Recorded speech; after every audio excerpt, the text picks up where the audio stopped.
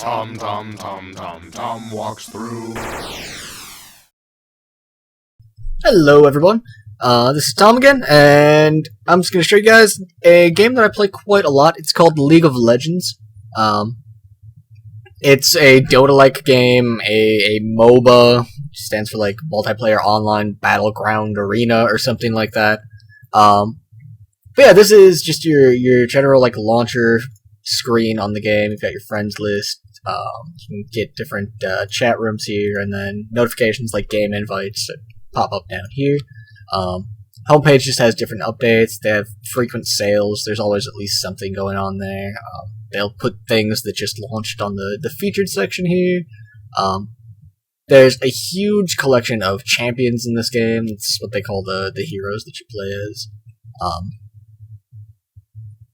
These are... Alright, there's the total set of champions there. You can see, I'm not sure what the actual number is, but they've got a pretty huge roster, pretty diverse, pretty original character designs too. A lot of them are, just your general archetypal stuff, but some of them are a little bit more unique than that. You can see it keeps track of stats and ranked. You can see I'm not super good, I guess, whatever. I'm okay. I don't play ranked as much as I should, I think. I generally end up playing this because a ton of my friends play it. But, okay, so beyond that, there's, like, runes and masteries that allow for outside-of-game customization. You can see the different stats that you get here. And they're of different types. You can buy them with IP that you get in-game. You level up, and as you level up, you get more points to put into mastery trees. So you can find all of these charts online if you actually want to go pour through what they have, but you can like save your different loadouts, and rune pages you have to buy, which is a little bit unfortunate. But the last piece of outside of game customization that you can do is summoner spells. So these have different effects. Some of the most important ones are smite. You can use to kill creeps, kill minions, basically any monster that's not controlled by another player. You can deal a huge amount of damage with smite. So there are champions that will just go run through the jungle killing creeps and ganking lanes rather than just staying in a lane against an opponent. Exhaust is a slow and a blind. Ghost allows you to move very quickly. Heal is a heal. Teleport is a teleport. You can go to an allied structure or minion, turret, or ward. Cleanse will remove any crowd control spells, so any slow, snare, stun, any kind of disable like that. What else is big here? Clairvoyance reveals a part of the map. Ignite deals damage over time, so a lot of people use this for a killing blow. That's its primary use. And Flash allows you to jump at people. So, with that, I'm just going to hop into a game here. Select Summoner's Rift, which is, I think, the main game type. There's also 3v3, and you can do Dominion, which is sort of a different thing entirely that I won't get into. There's also co-op versus AI. You can make custom games with your friends, etc. But right now, I will just hop into a solo queue normal game here. Shouldn't take very much time at all. There we go. That'll take us to the champion select screen. I'm going to choose Annie and go solo middle, if possible, because, frankly, it's my best champion, and I want to show off for you guys, right? I want the best possible outcome here, not me getting stomped embarrassingly. So, as long as my team here can lock in champions that are reasonable, so AP champions, ability power, casters. That's what Annie is. And they usually go in the middle lane, so if someone else took a middle lane champion, I would change my champion. But I haven't locked it in yet, so I can still change my champion. So far, Garen is a common solo top pick. He's just kind of a bruiser. He can do a spin that deals a ton of damage around him over time. Mundo is a tanky champion. I've seen him played in a support role at bottom lane. So bottom lane, you've got two champions in that lane, and usually one of them is an AD carry that tries to take all of the creep kills, and the other one is a support. Someone that just stands around and helps him get his creep kills, and keep the enemy off of him or kill the enemy if possible. So a lot of times sustain rolls and stuff like that, but Mundo at least has a slow that he can throw at people, and hopefully they can pick up kills down there, because they probably won't out-sustain him. And it did work out. No one else wants solo mid. Oh, also you can get skins for your champions. They cost money, but I appreciate this game. I'm okay with spending money on it. And that'll take us to the load screen in just a moment.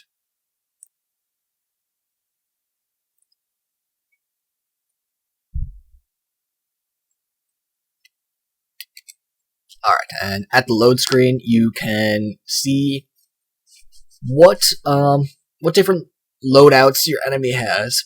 So, what's likely to happen here is that I will be in middle against Rise. He's another caster, if you can't tell by the glowing purpley bluiness, and he's got a scroll on his background, and he holds a book. Yeah, he casts spells. It's hard to say who they're gonna put top. Sion is also a possibility at solo mid, but I bet it'll be Rise. Teemo or Sion, either of them could go top. Mundo's in jungle, you can tell because he's got smite, so he's gonna go kill creeps outside of lanes. And Leona for sure, I'd think would be bottom. Probably Leona and Teemo bottom. And that setup, Teemo would be the carry that's going to take all the creep kills, and Leona is going to just support him. Yeah. So they've got a reasonable team composition. I'm not a huge fan of Mundo. I really like Nautilus as a jungler. He's a new champion, and I think he is pretty fantastic. Mundo currently is not hugely popular in competitive play, so I don't know. I tend to just figure the people that are, playing the game for money tend to know what they're doing better than I do. So I will bow to their greater wisdom.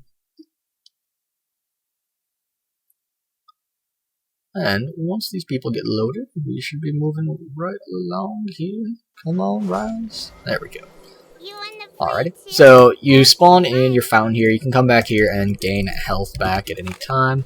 There's also a shop that you can buy items. I'm going to start out with boots and health potions. This way. This is a nice start. The boots give movement speed. The health potions just allow you to regen your health. So it's actually, I like this start on almost any solo lane champion. Welcomes you to Summoner's Rift. How sweet. Just because I really find that the mobility allows you to kind of outplay your opponent a bit more, and Have you seen my vertivers? And the health pots are good for sustain. They're actually huge, so they restore 150 health, so it's 450 health early game, which doubles my health bar. You can think of it that way. So my skills, the first one I'm going to start with is my Q here. And I just throw a fireball, and I should mention my passive, every 5 spells I can stun people. So that's pretty huge, and there's a particle that shows up when I can do that. So it's not generally a huge surprise, people know that Annie can stun people. My other skills are Incinerate, which is an AoE in a cone in front of me. Molten Shield, Minions have spawned. yeah, why is Mundo not so popular? Molten Shield is a fire shield, so when people attack me, it hurts them. And it also increases my armor and MR, and my ultimate ability, which I can get at level 6. Most champions have a level 6 ultimate. Have you seen my vertivers? Is Summon Tibbers, which summons a bear in an AoE anywhere around me. It's got a huge range, and when you couple that with the stun, it's a pretty big deal. It can change team fights. What I did there is, our jungler was starting out blue buff, and to help him out and avoid him getting damaged, I just hit the blue buff once and then walked away from it so that it attacked me, so it walked after me and then eventually turned around so that he could kill it. And so while it's walking away, he gets free shots on it. Rise successfully zoned me out from a creep there, so he has very, very short cooldowns. So he's very irritating to lane against. Once I get my stun though, there we go. Now he's pretty much got to respect me a lot more, or else I will punish him like this. Okay, he punished me pretty well there, actually, but he doesn't have as many health potions as I do, so I'm probably going to be okay, all things considered. He also burnt his Ignite already, so...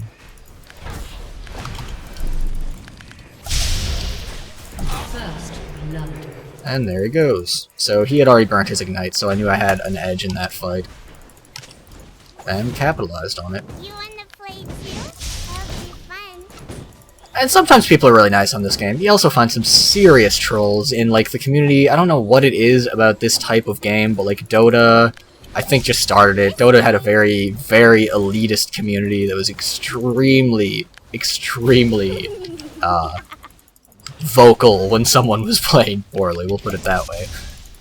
Which was sort of understandable, because there was, like, no matchmaking for it, so people of all different skill levels were playing against each other. Like, I definitely kind of understand the basis of it, but I don't know, it's a tradition that I think could die. People could just be nice. Be nice while you're playing games. There's no need to be so angry, people.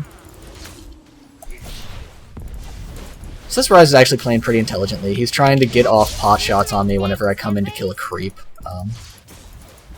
Which is a very strong way to play.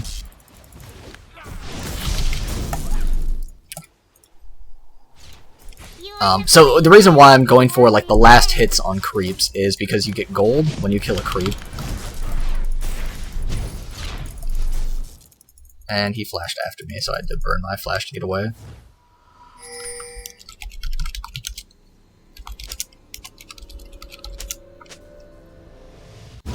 So I asked my jungler to come relieve me in middle so that there's no wasted XP.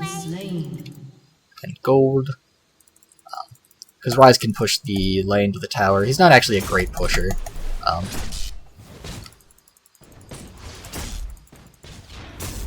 So it's actually taken quite a while. But any creep that dies here is basically wasted gold and experience for the team, unless the jungler comes to relieve it. So I think he's gonna go around now and try and do a gank.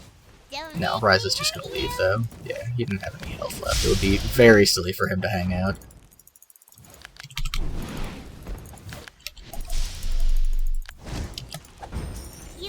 And I'm gonna keep these creeps out of the tower so that I can get all of the last hits on them. Except for the one that I missed.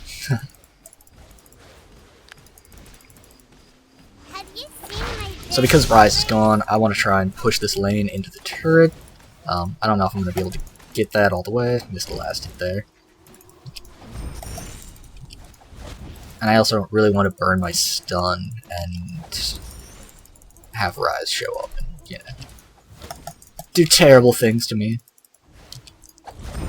So far I am ahead in the lane though, but Rise is extremely powerful late game, so I'm up 29 creeps to 16 creeps. That's kind of the general way to keep track of it, outside of kills. I also do have a kill, and he doesn't want. Alright, so now I have my my bear tippers. Enemy double kill. Enemy double kill. Alright, so we did at least get one of them at bottom lane there, but not too good. Alright, so Rise is really keeping his distance now. I have my ultimate, he doesn't have his. Even if he did have his, he'd still have to play back a bit. Because that's done. And that Ignite. That should finish him. There we go. Cool. And now I'm gonna kill this Mundo too. Yeah. So they were trying to gank me there, and Rise did successfully get to come for him in the tower, but they weren't coordinated enough, and that's where they failed there. That could have been devastating, and I should buy some wards so that I can see around my lane, so that I know if that's the situation in the future. They were just really uncoordinated there, and otherwise they should have been able to kill me. They probably couldn't have stopped me from killing Rise in the fight, so it still would have been a 1-for-1, but they would have gotten a free assist, which is actually a little bit of a big deal.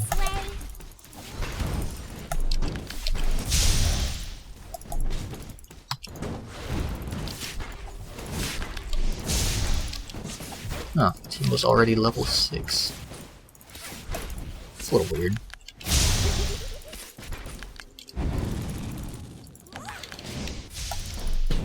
Alright, got a little bit of lag there. That was not great. Have you seen my bear tivers?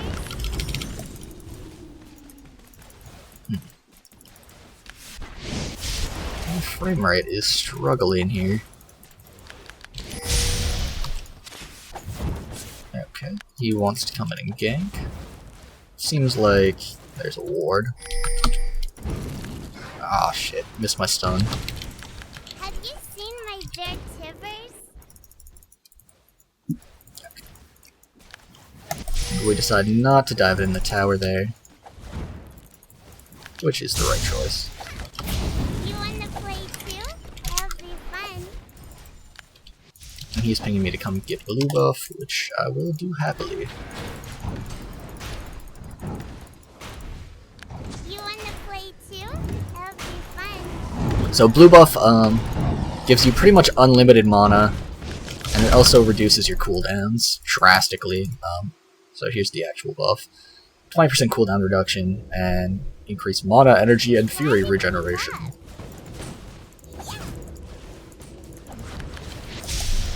Most champions have mana, but there are other energies that either, you know, regenerate a lot faster or... Oh no, I just whiffed my bear. Alright, that happens. That's okay.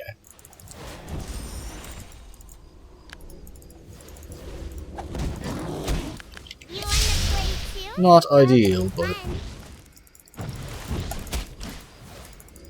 still at a pretty huge advantage in this lane. This way. And I can just zone him out with my bear. If you hold Alt and right click, you can move your minions independently of yourself.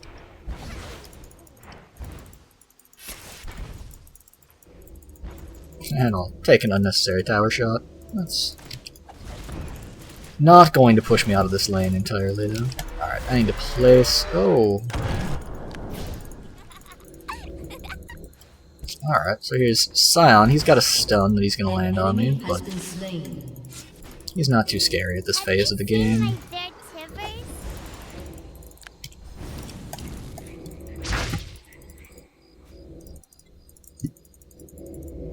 Oh shit.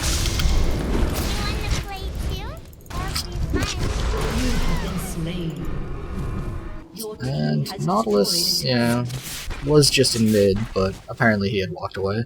I was just trying to place a ward. The location that I like to go with that ward is right here, because it allows you to see their wraiths and also give you vision of the jungler coming through here. So usually bottom lane should have a ward here or at dragon, so they'll generally cover the river path view, so that jungle path there is what I placed that ward for. But I didn't get it off, so I have no ward.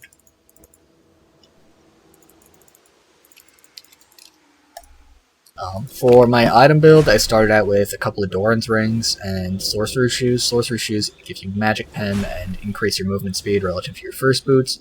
These give you mana regen, some health, and some ability power. They're great early game, but they take up, like, they don't build into anything, so they fall off late game just because they take up item slots that you should be filling up with other things, so you generally end up selling them towards the late game.